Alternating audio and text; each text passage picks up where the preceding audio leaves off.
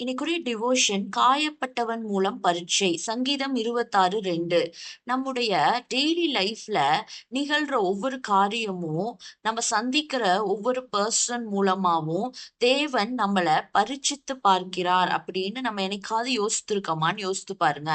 அதாவது நம்மள கோபமடைய செய்யற சூழ்நிலைய நம்ம சந்திக்கிற வர நம்மள குறிச்சு நம்ம என்ன நினைப்போம்னா, நான் ரொம்ப சாந்த குணம் உள்ளவன், அதனால எனக்கு கோபமே வராதுன்னு நம்ம நினைச்சிட்டு இருப்போம்.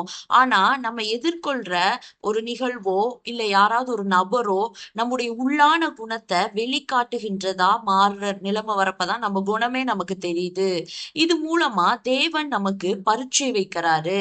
நம்ம போலவே தன்னை நீதிமானா காட்ட விரும்பிய நியாய சாஸ்திரிக்கு தேவன் சொன்ன உவமையை தான் நம்ம இந்த தலைப்பு வசனமா இன்னைக்கு பார்த்தோம். நல்ல சமாரியன் உவமையில கள்ளர் கைகளால அடிபட்டு குற்றுயிரா கிடந்த மனுஷனை ஃபர்ஸ்ட் பார்த்தது ஆசாரியன். ஆசாரியனை தேவன் இந்த இன்சிடென்ட்ல பரீட்சை பார்த்தாரு.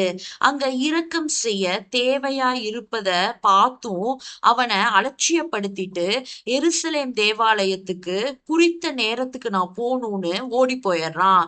மேலும் காயப்பட்டவனை குறித்து இவ்வாறு அவன் நினைச்சிருந்திருப்பான், இவன் என்ன தவறான வழியில பணத்தை சம்பாதிச்சானோ அதனாலதான் பணத்தையும் பறி கொடுத்துட்டு தண்டனையையும் கடவுள் கொடுத்திருப்பாருன்னு இவனை அவன் கிடந்தவனை நினைச்சிட்டு போயிருப்பான். இன்னைக்கு நம்மளும் கூட பிறருக்கு ஒரு துன்பம் நடக்கிறப்ப அவங்களுக்கு உடனே போய் உதவி செய்வதை விட்டுட்டு அவங்களுக்கு ஏன் இந்த துன்பம் நடந்திருக்கும், அவங்க லைஃப்ல ஏன் இது நடந்துச்சு அப்படிங்கிற ரீசனை துருவி துருவி ஆராய்ந்து பார்ப்போம். இப்படி சக விசுவாசியோட துன்பங்களை தேவன் பயன்படுத்தி நம்முடைய உண்மையான மனப்பான்மை என்ன, நமக்கு எவ்வளவு இரக்க குணம் இருக்கு அப்படிங்கிறத சோதிப்பாரு. ரெண்டாவது அங்க லேவியன் வராரு. அவரும் அந்த கிடந்தவனை உதாசீனப்படுத்திட்டு போயிடுறாரு. ஃபர்ஸ்ட் இந்த ரெண்டு பேரும் அங்க சர்ச்ல நடக்கிற கூட்டத்துல தங்களோட ஆண்டவர் என்ன பேச போறாருங்கிறத கேட்க ஆவலா ஓடுறாங்க. ஆனா அந்த கூட்டத்துக்கு போற வழியிலேயே தேவன் அவங்களோடு பேசியதை அவங்க உணரல. நம்மளும் கிறிஸ்துவின் அன்பை வெளிப்படுத்த வேண்டிய சூழ்நிலைய உதாசனப்படுத்திட்டோம்னா நமது ஜெபங்களையும் நம்ம பாடுற பாட்டையும் தேவன் அங்கீகரிக்க முடியுமா? கடைசியா சமுதாயத்துல புறக்கணிக்கப்பட்டு இருந்த ஒரு சமாரியன் வராரு. அவரு முன்னாடி பார்த்த இந்த ரெண்டு பேரு போல ரொம்ப பெரிய உபதேசங்கள் எல்லாம் அறிந்தவர் அல்ல.